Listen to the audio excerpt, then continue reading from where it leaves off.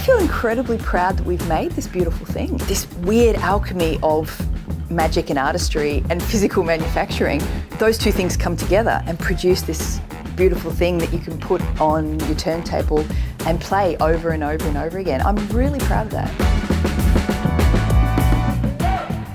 I'm co-owner and director of Suitcase Records, which sounds really glamorous. It sounds like I would be telling people what to do all the time, but basically I work with artists to get their project from a concept stage all the way through to vinyl. So that means working with them to ensure that their audio files are right and right for vinyl. One of the things that we're really proud of here is that we work with the artists to give them the best possible outcome. I've been in corporate communications most of my life. I'm a writer. Neil was an architect, but he was really unhappy. We'd turned 50, both of us, and I guess we were looking for a new challenge.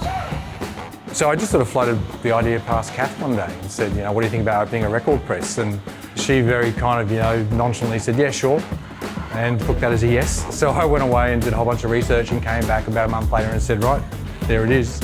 What do you reckon? Neil read this article about how there was this massive over-demand and undersupply of vinyl in the world. Basically because vinyl had it sort of died and then became super popular. The production of it just wasn't keeping pace with the demand. So we sold the family home and we dove in and here we are. It became very clear very quickly that it was two roles. One role was the manufacturing side of it, but the other role of it is getting all the coordination and getting all the systems in place because there's a lot needed to create vinyl. No one was going to care about it as much as I would because it was mine. And so I quit my job and we started it up together before the machine had even arrived. It was the best decision I made. It was brilliant. When we first started the business, one of the best things we did, maybe because we started when we were a bit older, we never tried to tell anybody that we were anything other than we were. So when we started, all our early publicity is, Neil's an architect, I'm a comms specialist, we bought this vinyl pressing plant. And so what it meant is when you don't tell any lies, you don't have to remember any stories, so you don't ever get caught out. Now, 2 years later, we actually do know what we're saying. Back in the really early days, we had to say to clients, hey, we're not entirely sure what the problem is, we don't know. I think the key thing about Kath is that she has an absolute thirst for knowledge. If you were to look on her bedside table, there's always going to be about 15 or 20 books. I love that I get to work with people who are really cool and who are really looking to how they can better things at the moment. I like the excitement of when we're at the back and we're pressing a crazy coloured, like a splatter or a marble or something, and everyone's getting in doing the hand pulls and whatever else. I think that's really fun. It's almost like a festive atmosphere. We're trying to create an honest environment where we can all be ourselves, warts and all. I think that's working.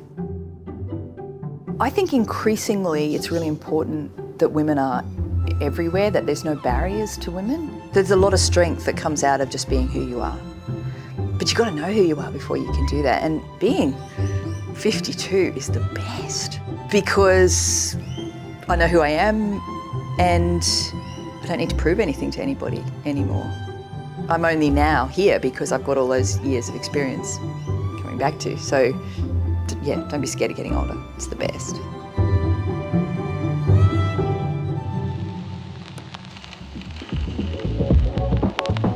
There's enormous pressure on women.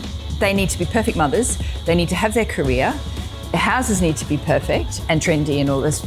It's an impossible Herculean task, but I think it's a responsibility of businesses like ours to help women back into the workforce, and I think manufacturing can be a perfect place for that.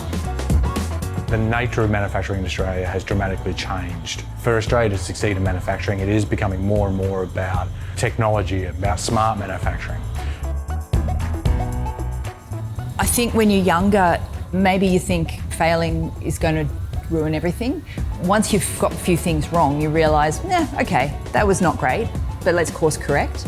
We fully jumped when we came here, 100% committed to making this a success. The chances are, if you let her rip, take a chance, jump, it'll almost always work out, not in the way you think, and it might be a catastrophe before it works out, one way or the other, just keep going in that direction.